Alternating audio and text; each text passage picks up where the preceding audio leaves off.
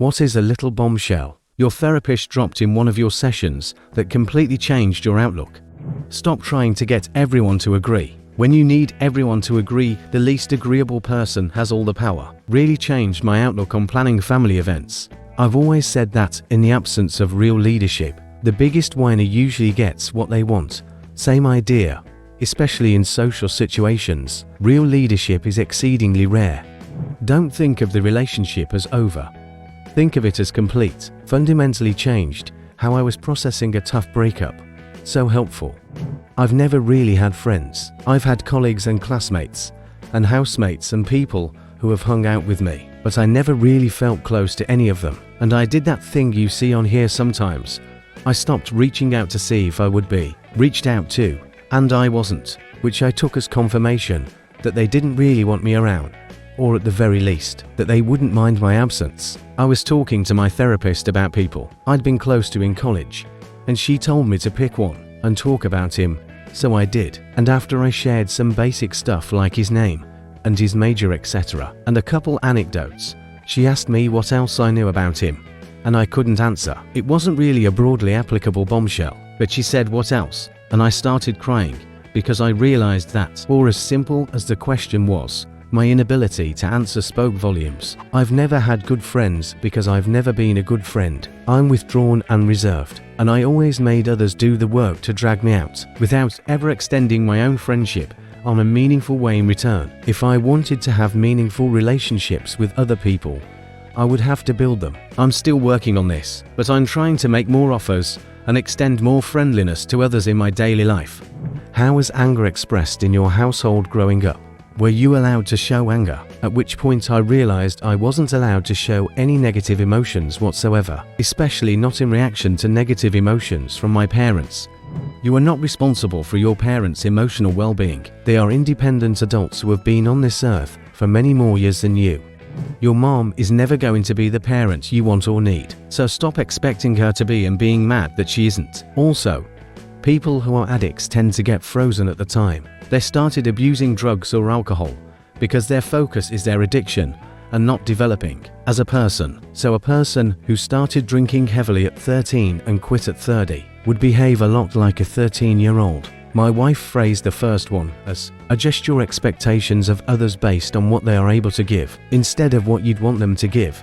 It's fairer towards them. My counselor said to imagine myself as an orange, then consider that not all people like oranges. That doesn't mean that the orange is flawed in any way, not rotten, just that everyone has preferences. That helped ease my insecurities and need for people pleasing dramatically. If you literally laid down and let people walk all over you, someone would complain that you're not flat enough. Why do you make people more comfortable when you are uncomfortable? When talking about people pleasing and fawning, this is a great question to ask ourselves. I have a habit of people pleasing that I have been working to unlearn for a while. I read somewhere, don't set yourself on fire to keep others warm, and it really stuck with me. I don't want to take meds because I don't want to rely on drugs to feel okay. Don't you already do that? My therapist in the session before I finally saw a psychiatrist and got officially diagnosed with bipolar 2. I was heavily self-medicating at the time, but of course didn't see it that way because it wasn't a prescription. Will worrying about it change the outcome? If the answer is yes, go ahead and worry about it. I suddenly realized that I couldn't think of a situation where the answer to that question was ever yes. Really short-circuited the worry cycle for me.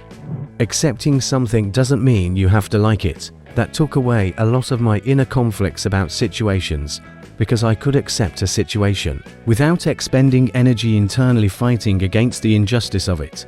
We judge ourselves by our intentions and everyone else by their actions. Closely related, the correspondence bias or fundamental attribution error. We tend to assume others' bad behavior is caused by them being bad people, whereas we justify our own bad behavior by external circumstances that we cannot control.